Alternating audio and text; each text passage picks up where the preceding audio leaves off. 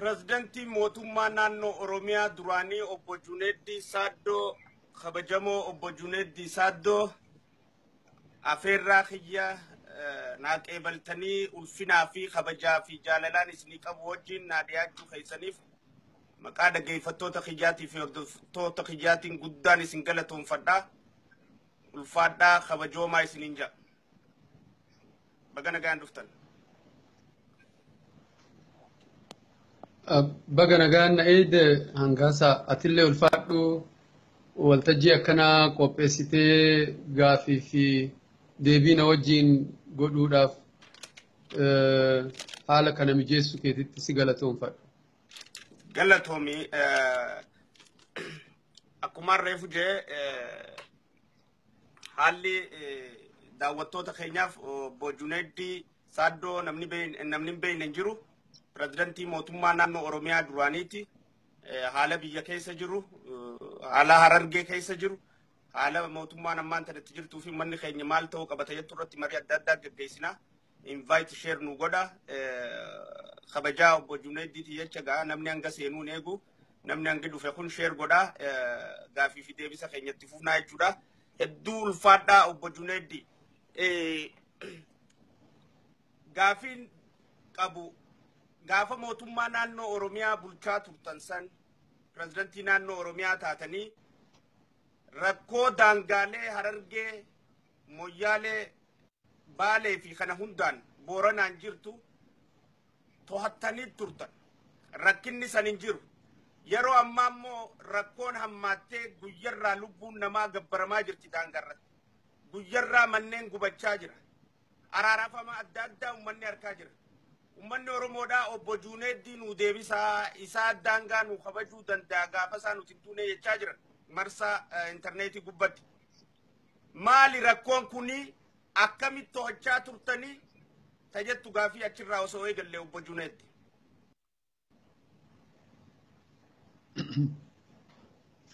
Tole galatoomi hangaasaa rakkoon daangaadhaa ka jalqabu akka mootummaan dargii kufeen mootummaan sabarratti hundaa'ee federeeshiniin sabarratti hundaa'ee kun biyya teenya keessatti ijaaramuu wajjin kan wal qabatudha.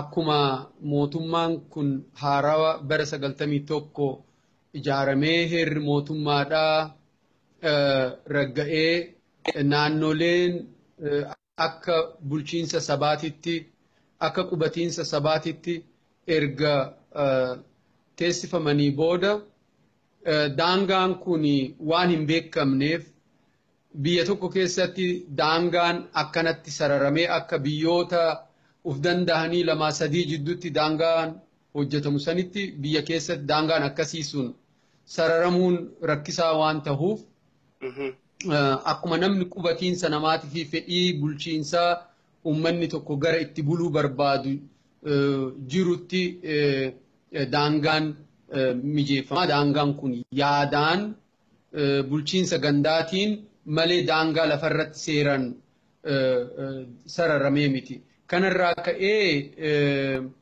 akkuma waliigalaatti naannolee hunda keessatti uummattoota kibbaa fi Oromiyaa jidduutti Oromiyaa fi warra Baniishaangul jidduutti hanga tokkos Affaarii fi Somaalee jidduus Affaarii fi mootummaa naannoo Amaaraa jiddullee rakkooleen turanii jiru. Hundaa ol garuu rakkoon guddaan ka mul'atee haga har'aatitti osoo hin citin yoo naga'e daangaa nuu fi Somaalee naannoo 5 ka jedhamee beekamu jidduu jirudha. Inni kuni bal'aadhallee dheeraadhaadha. Akkuma namni hundinuu beeku gara kibbaatii Mooyyaalee irraa ka'ee gara kibba bahaatitti cehee Baaleen jala marfatee akkasitti Harargeetti ol cehee Harargee kana guutumatti marsee karaa Dirree Dhawaatiin Rift Vaalii keessa as deebi'ee hadiida baaburaa san hordofee hanga Bordoddeetitti daangaan kun yoon dogongoruu baadhee gara kiiloomeetirii 1,500 ka Somaalee wajjin qofa qabnu jechuudha. Naannoo 5 wajjin ka qabnu qofa jechuudha. rakkoon kun gaa ka jalqabe yeroo cohumsaa sanirraa jalqabeeti rakkoon kun ka jiru ture. Anis dhagahaan ture walitti bu'iinsi inuma jijjiiraa akka ammaa kanatti hammaatee waraana mootummaatiin ka deeggarame haa ta'uu baatu malee rakkoon hanga tokko jiru inuma yaadannaan hundi kennayyuu hin beekna.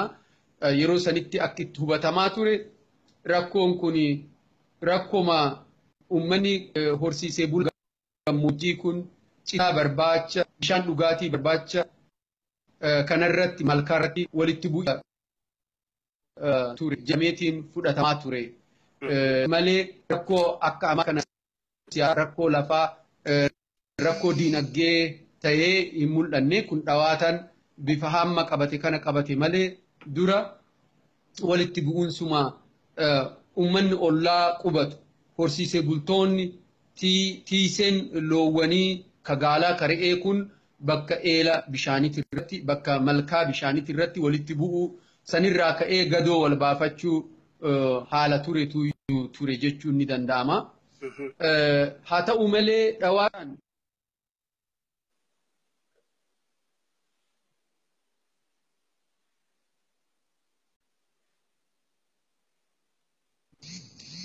Idagama yetti fufa. Difama. Abshir. Addaan ciccitaa yeroo takka takka bilbilli waan sesseenuuf. So dhawaatan akkamitti jijjiiramaa dhufee walitti bu'iinsa daangarra bakka malkaa bishaaniitii fi citaati irratti ture sanirra bifa siyaasaa qabachuu ka jalqabe mootummaan naannoo Somaalee yookiin naannoo shanii gara bara 2003 akkana yoo dogongoruu baadhee akka lakkoofsa faranjiititti jechuudha yeroo sanitti gaaffii gaafatan jechuudha officially lafti kun kennaa lafti kun kennaa lafti kun kennaa ka jedhu gaaffii dhiyeessan jechuudha. So achirraa jalqabee walitti bu'iinsi yookiin wal shakkiin tun ka saboonni ollaa wal qubatan tiifatee bultoonni horsiisee bultoonni ollaa wal qubatan walitti bu'an ta'uu hafee gaaffii siyaasaa ta'e jechuudha. Maaliif mootummaan naannoo shanii waan gaaffii dhiyeesse jechuudha. Gaaffii oofishaalii dhiyeessan gaaffii kanarrattis ganda 720 gara naannoo kee qabaa dogongoraanii dhiibbaadhaan nurraa fudhate lafti kennaa jedhanii mooyyaalee gaafatu ka mooyyaalee kanama dinqisiisu bira dabree magaalota akka Matahaaraa fa'aa gaafatu jechuudha. Matahaaraa fa'aa gaafatan gandoota fakkeenyaaf Shaashannee fa'aa fakkeenyaaf Arsii keessa lafa magaalaa Siree jedhamtutu jira walakkaa Arsiiti. So Arsii keessa magaalaa Siree fa'aa gaafachuu jechuudha. So ganda 720 kana gaafannaan kun waan hin fakkaanne jedhamee mootummaa federaalaatittis yeroo san mormiin taasifamee haa ta'uuti ganda 720 sanirraa gara ganda 420titti gadi deebi'e jechuudha. Ganda 420 irratti duunee argamna gaaffiin nu dhiyaatuu qaba referendamiin taa'uu qaba jedhame. Hayyee jedhamee referendamii san akkuma hundi keessanuu beeytanitti bara 2004tti referendamiin sun adeemsifamee referendamii saniin uummanni parsantii yookiin gandi parsantii 85 ta'u gara Oromiyaatitti bahee jechuudha. Kun jechuun maal jechuudha? Duraanumayyuu lafuma ka isaanii hin ta'in yookiin uummata Somaalee hin ta'iniin uummanni kun Somaalee jedhanii ofii isaaniitii murteessanii gaaffii akkasiisaniin deemutu ture jechuudha. So kanaaf uummanni immoo didee wanni akkanaa hin jiru jechuudha. Parsantii 85 jechuun gandi 300 fi homaa ka ta'u gara Oromiyaatitti deebi'e. Sababa saniin aanan cinaaksan fakkeenyaaf yoo fudhane akka aanaatti cinaaksan kana namni akkamitti fudhataa warri amma Finfinnee jiru cinaaksan fagoo lafa qari'ii jedhee ilaala fagoodha. Lafti kun inumaa akka waan Somaalee ta'eetitti namnummaa biyya jiddugaleessaatu fudhataa ture jechuudha. So cinaaksan magaalattii cinaaksan san qof odoon ta'in baadiyyaa isaa gara Somaalee Somaalilaandiitti yoo deeman argamu hurufa baay'ee bal'aa ta'e jechuudha. Baay'ee guddaadha. Gandoota baadiyyaa kana wajjin yoggaa as deebi'u daangaa Somaalilaandii bira ga'uudhaaf kiiloomeetirii 10 hafa. Daangaan Oromiyaadhaa jechuudha. Yeroo ammaa kanatti hanga an beekutti. So uummanni kun uummata jaarsoti gara irra caalu so afaan Oromoo xiqqoo beekanii gara caalu afaan Somaalee dubbatanii adada achi siqaniin afaan Somaalee dubbatanii yoo gara baddaatitti ol siidhu gara baddaa Harargeetitti gara jaarsotti ol siidhuun afaan Oromoo bal'inaan dubbatan. Haa ta'u malee sabboonummaan isaanii daangaan qabu. Afaan Somaalee odoo dubbatan Oromummaa isaanii gaaf tokko hir'isanii beekan gootummaa hangana hin jedhamne uummata qabudha. So aanaan kun akka waliigalaatti magaalaa Cinaaksan san qofa odoo hin ta'in daangaa isiitirra ka argamu ganda amma lakkoofsi isaa hin yaadadhu lakkoofsa ganda baay'ee qabu aanaa tokko jechuudha. Odoo dubbannu gandi baadiyyaa gammoojjiidha. Aanaa baddaadhaatiin wal ga'a teeritoriin isaa bal'inni isaa jechuudha.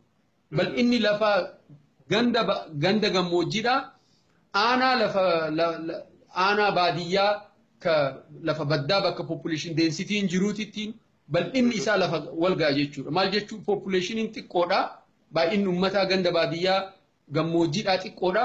Garuu lafti isaa baay'ee guddaadha jechuudha. Kanaaf daangaa Somaalilaandii ga'uuf kiiloomeetirii 10 hafa amma lafa Oromiyaa gara Cinaaksaniin. So kanaaf aanaan tokko kana ka gara keenya deebi'ee aanaan gara biraa Baale irratti daawwee Sarar ka jedhamu itti aanee daawwee Qaachan ka jedhamu toora Elkarreetiin kallacha lafa dur Elkarree beekbaktii bahuun albuunni soofiddaa bahu saniin karaa saniin lafti ka ta'e gammoojjii bal'aa ka ta'e aanaan lama gara Baaleetiin aanaan tokko gara Harargeetiin aanaa sadii fi gandi jidduu kana jiru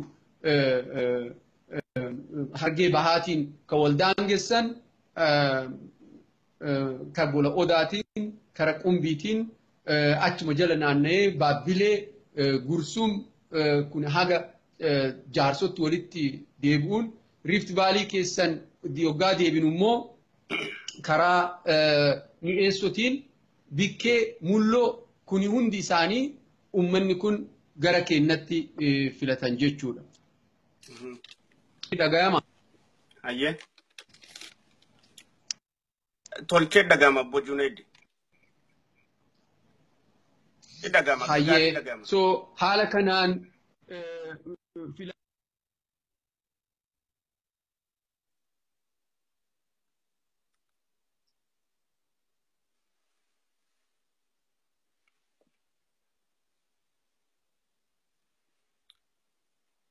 dhagama Obbo Junaid.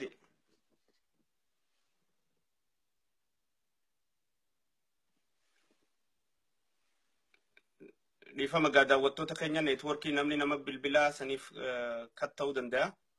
Dhiifama isin gaafanna.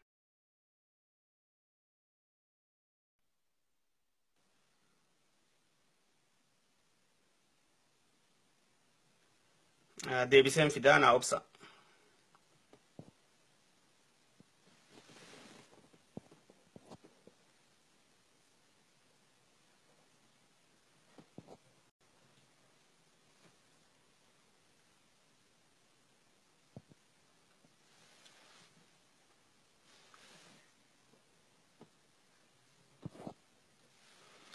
Takka naa barreessaa Obbo Junaid kabajaadhaa wajjin dhiifama. Obbo Junaid saaddoodhaa sadarkaasaatii fi ulfinas kabajaasaa asirratti dhufee ogguunii fi kanatti Facebook irratti nu dhiyeessu lubbuu ilmaan Oromoo tan Harargee Baalee fi Boorana Moyyaaleelee keessa lafa adda addaatti daangaa rabbaa hojjirtuuf kabajaa guddaa qabaachuurraa malee akka namoota biraatti if tuulee if ol qabee Facebook irratti maarree irra dhiyaadhaa jee fin tulle kabajaa fi jaalalaan asirra nu dhiyaate saniifuu kabajaa fi jaalallatee san nu garsiisa hanga lubbuun teenya lubbuun uummata keenyaa isa bira qaaliidhaati nu galchiti jechuudha. Deebiseetiin fidanaa obsa.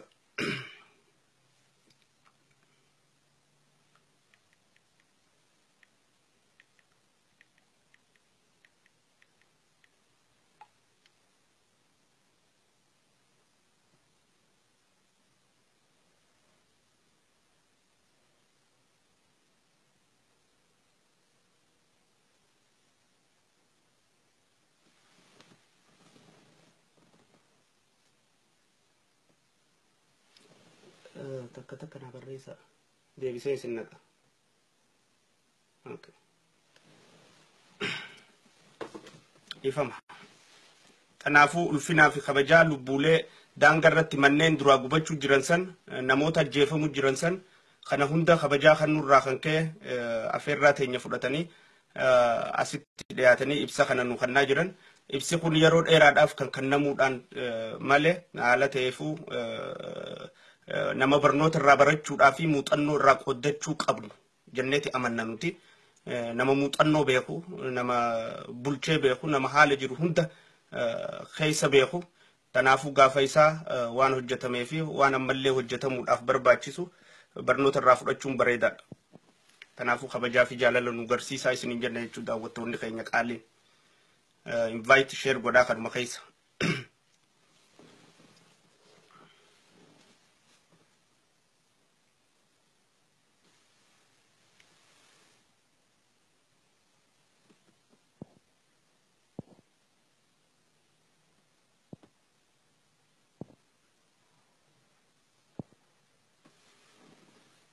أيد فاجر إن شاء الله.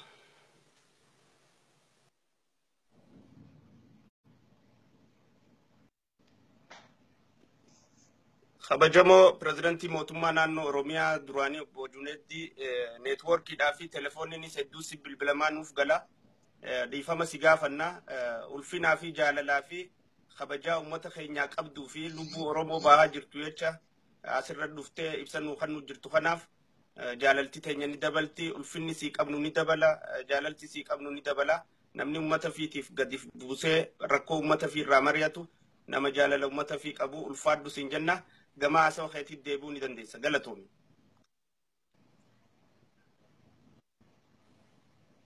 So akkoli galaatti gaa haalli jiru kana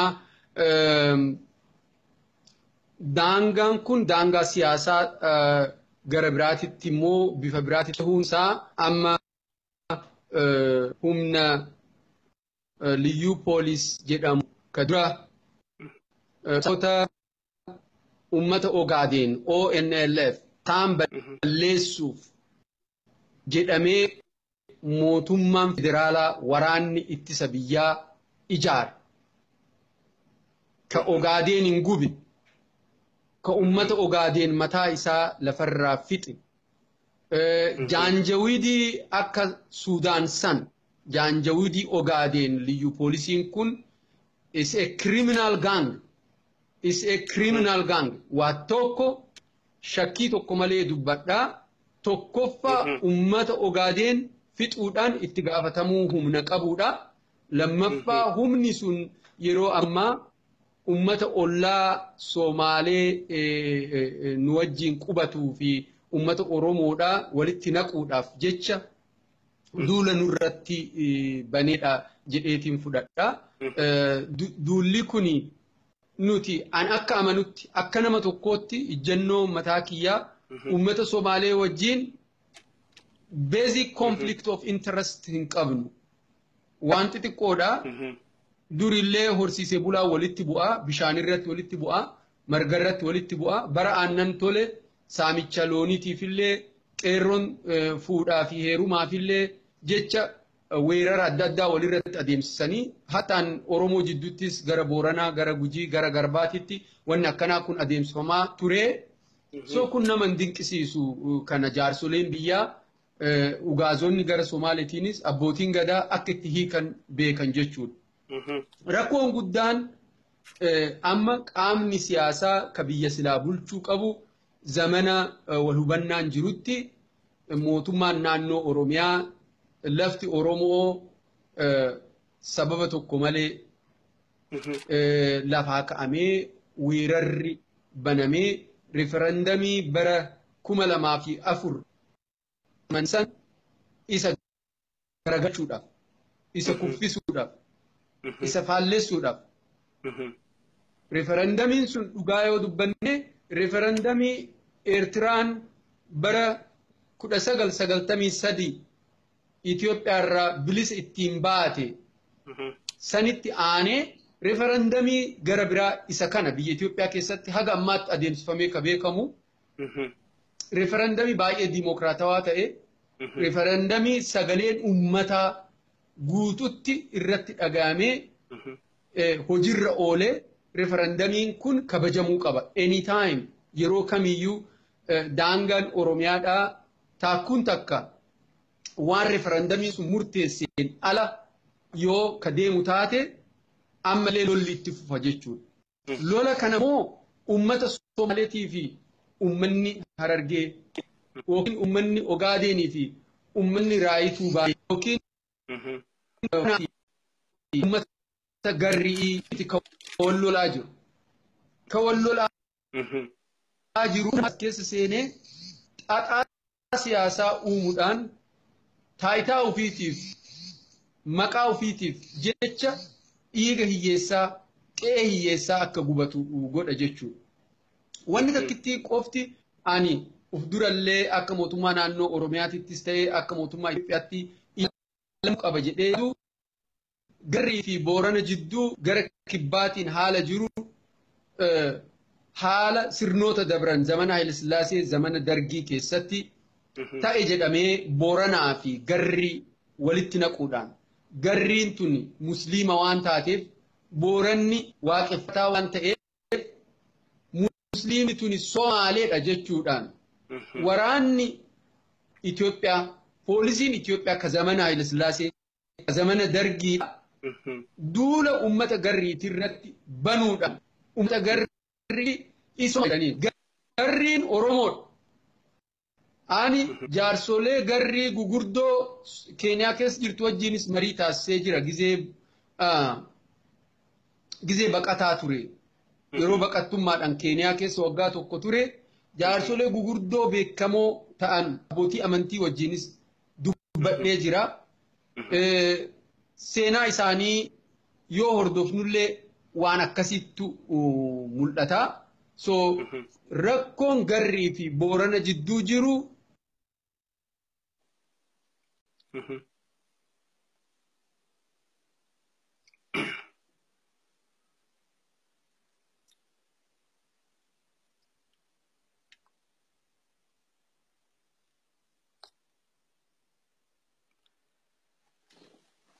networkiidhaan isaa telefoonni gaajjuudhaatu bilbilama. So nama biizii keessaa tokko inni deebisnee yaamna gammas. Ida gama obbo Juneetti. Ani ni dhagaa. Ayyeetti oofadhu. Ayyee. So bakkee Garrii fi Booranaa san hiikamuu wanna qabutu jira. Bilchina barbaachisaa, tasgabbii barbaachisaa, wanna sirna kana keessatti qofa dhalatee miti. Sirna kana keessatti namoonni rakkoo kana akka Booranaa fi Garriin ilaa abad wal waraanan taasisuudhaaf shoorri jarri taphate ni jira. Keessawuu Jeneraal Hayyaloom Ar'aayaa ka jedhamu ka du'e sun ummata Garriidhaa Keeniyaa dhaqee Keeniyaarraa ummata Garrii deebisee Leehirra Goofarra Mooyyaalee qubachiisuudhaan otoo Boorana wajjiin mari'atamee rakkoo jara jidduu jiru karaa jisummaatiif karaa haqni Booranallee haqni Garrillee odoo hin banne karaa itti eeggamuun hiiku manna gara Garrii goruudhaan qubachiisanii maaliif kanas godhan Booranni adda bilisummaa Oromoo deeggaraa. Kanaafuu Booranni kun nun jaalanne Booranni nu jibba. Eega Booranni nu jibbe Booranatti masaanuu itti horra. Jidduudhaan dalguma isaatitti ollaa isaatitti ibidda itti qabsiifna karaa jedhuun shira jeneraalonni TPLF dalaganiidha. Sababa kanaan waraanni obboleeyyan lamaan jidduutti dhangala'aa jira.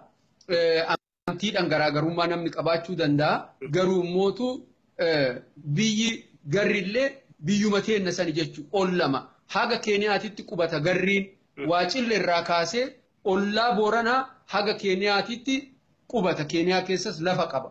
So Garriin Somaalee miti. Afaan Somaalee jaarsoleen afaan Somaalee dubbata. Gammoojjiin Raayituun afaan Somaalee ni dubbata. Somaaleelleen afaan Oromoo ka dubbatu lakkoofsan qabu. So kana miti rakkoon kennu. Rakkoon ta'e jedhamee garaagarummaa xiqqoo uummata keenya jidduu jiru itti fayyadamanii dhiiga dhangalaasuudhaan uummanni keenya afaan faajjee akka wal waraanu taasisuun tooftaa bara 25 dabre kana itti fayyadamanidha. So kanarraa ka hafe gara Baaleetiinis ta'ee gara Harargeetiin riferendamiin karaa ifa ta'een deebisee jira. Murtiin kun achirraa socho'uu hin qabu ka jedhu ani jannoon kiyya ammallee cinaaksanitti Baabbileetti akkasumas mi'eessuu irratti wanni deemaa jiru kun wanna nama gaddisiisu wanna baay'ee garaa nama nyaatu waan kana mootummaan tarkaanfii fudhachuun isarraa eeggama. Mootummaan garuu haga tarkaanfii fudhatu an akka nama tokkootitti yaanni kiyya ummanni Oromoo bakka jirutti wal ijaaree dhiiraa dhalaadhaan civil defense system mataa isaatiin ijaarachuu qabaadha. Qeerroo fi qeerreen dhiiraaf dhalaan namni kenna ofii daangaa ofii ganda ofii lafa ofii eeguu qabaadha. Lafa Oromootirra simbirri akka hin bararre ka danda'u Uummanni Oromoo Harargeedhaa kabajamu ka jalqabamu yoo inni qofaadha. Lola ammaatitti gaafii dhiyeessaa jira. Nurraadhaa jedheetiin kadhataa jira. Kadhannaan kun dhaabbachuu qaba. Kadhannaan kun dhaabbachuu qaba. Mootummaan dhufee yoo nagaa buusuu ka barbaadu taate humna weeraraa adeemsisu. Mi'eessummaan tun an yeroo jalqabaa kan hin dhagaye seektara bishaanii keessa yookaan hojjedhu 95 1995 mi'eessoo irratti weeraramteen 35 halkan tokkotti siinamee qalala. Gasanii mi'eessoo is bleeding mi'eessoon immoo referendamiidhaan gara Oromiyaatitti bahee jira. Maal godhuuf liyyuu poolisii mi'eessoo dhufa? Maaliif mootummaan as jidduu kanatti immoo raayyaan ittisa biyyaa gaafa Oromoon ofirraa ittisuudhaaf ka'u Oromootti dhukaasa. Oromootti dhukaasa yeroo hunda. Raayyaan ittisa biyyaa daangaa Oromiyaa fi Somaalee jidduu jiru eega kabachiisuu dadhabee haa bayuuti Oromoon mirga ofii kabachiisuu danda'aadhaan jannoon kiyya. Ni danda'a. Ofirraa dhoorgulleen hin danda'ama. Hagas mara wanna humnaa ol ta'e illee natti hin fakkaatu. Sodallee akka hin taane hin beekama. Uummanni miliyoona tokko haa jennuuti miidiyaa irratti ka dhageenye lakkoofsan hin beeku. Kuma hanga miliyoona tokkooti marsaaleen miidiyaadhaa ka agarsiisaa jiran. So uummanni kun hundi buqqa'ee isaayyuu bakka tokko goonee fi qubatanii jiruu tasgabbaawaa bakka hin jalqabinitti ammallee mootu weerarri adeemsifamu kun dhaabbachuun barbaachisaadha. Kanaafuu haga abbaan yoo iyyate ollaan namaa birmata jedhani. So uummanni wal ijaaree dhagalleen ulelleen waan danda'uun lafa ofii ganda ofii gubaneerraa mana ofii gubaneerraa bultii isaa nibirata isaa saamicharraa eeguu danda'uu qaba ka jedhu fudhadha. Mootummaan immoo dirqama qaba gama lamaanuu. Mootummaan federaalaa dirqama qaba. Mootummaan naannoo Oromiyaallee naannoo isaa eegsisuudhaaf dirqama qaba ka jedhu kaasuu barbaada. Waliigaltee amma Abdiillee fi pireezidaantii Lammaa wajjin waliigaltee meeqatu godhame? Dirree dhawaa irratti walgahiin taa'ame Jijjigaa dhaqame piraayim ministeeriin haarawaa muudaman bakka jiranitti waliigalteen godhame yeroo hunda harkuma wal dhungatan haga wal godhan ka kijibaa garuu immoo achi garagalameet arraba namatti baasanii waraana uummata irratti labsanii namni meeqaatam daa'imni nafu horiin nafu gubata qe'een namaa gubatti biyyi teennaa haga yoomii gubatti ka jedhu kun sirrii waan natti fakkaan amma Ogaadeen miti ka gubataa jiru. Lafa Ogaadeen miti ka deemnee Oromoon irratti weeraree jiru. Meessoon lafa Ogaadeen miti. Cinaaksan lafa Ogaadeen miti. Baabbilee walakkaa Harargeeti. Baabbilee kiiloomeetirii 30 bar magaalaa Hararirra. Dhuga. So Baabbilee jechuun Harar jechuu bar magaalaa Harar jala. So kanaafuu kuni wanna hin fakkaanne dubbiin kuni akkuma yeroo hundaa beekamu waraanni federaalaa as keessaa harka isaa baafachuu qaba. kabajamoo Dr. Abiy hatattamaan waraanni federaalaa kun qulqullaa'uu qaba. Waraanni federaalaa ni shakkama. Hin amannu. Anu fi kiyya har'allee borullee numa dubbadhaa hin amanu. Mooyyaalee irratti qabatamaan beeka. Nageellee Boorana irratti qabatamaan beeka. Gammoojjii Baaleetii irratti qabatamaan beeka. Boordooddee irratti waraana bara 2004 ta'e gaafa ummanni Oromoodhaa gubbaa qorichaatirraa aanaa cirootirraa bakka hunda lolee ka'ee bordooddeen qabachuudhaaf socho'u bireelii kan itti dhukaase waraana Saamoraadha. Bireelii dhukaasan Kalaashinkoofi miti.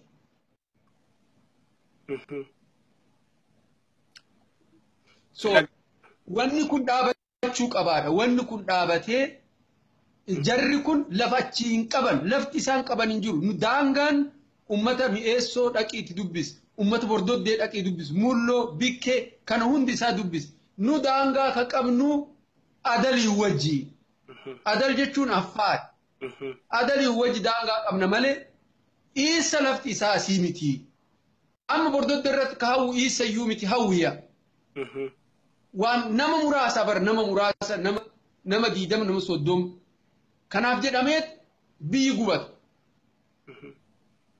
So wanni akkanaa kuni dogongoraa ijjannoon fudhatamaan jiru. Nu Somaalee irratti roorrisuu hin barbaannu. Roorrifnellee hin beeknu. Nu Somaaleen bara Haayile Sillaasee bara qe'een teenne gubattu bara biyya teennatti afaan keenya dubbachuu dadhabne. Bara biyya teennatti gadi ba'uu fi ol galuu dadhabne. Bara san Somaaleen tun mana keenya turte. Moqdishoon odoo nafin Hargeessan odoo nafin Barbaraan odoo nafin namni keenya garas baqate. Galata irraa qabna nu Somaaleen galata nurraa qabdi. Kabajaa kenninaaf. Dr. Abiy amminumaa biyya tanaayyuu walitti maynee tokkoomnee waliin hojjannee diinagdee teenya walitti maknee waliin deemna waliin guddanna bakka jedhaa jirutti tokkummaa Dr. Abiy leediru kana liigu waraanni kun hanga yoomi lolaas hanga yoomi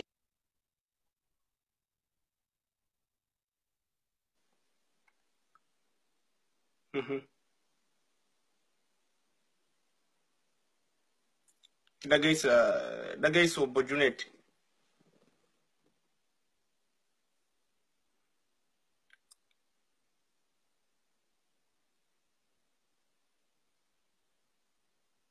Dhagama.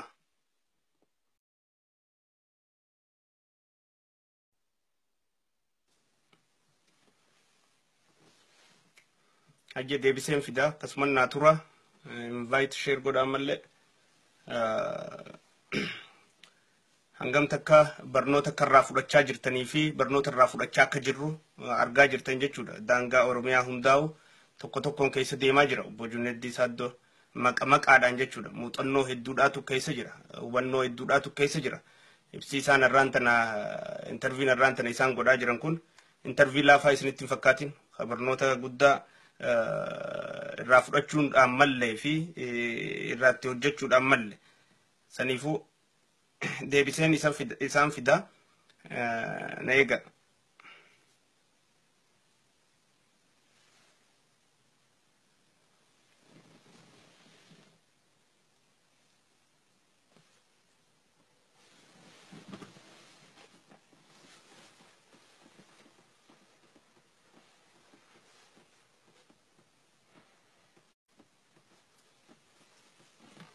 Ya, taka-taka na barista. Simata. Okay.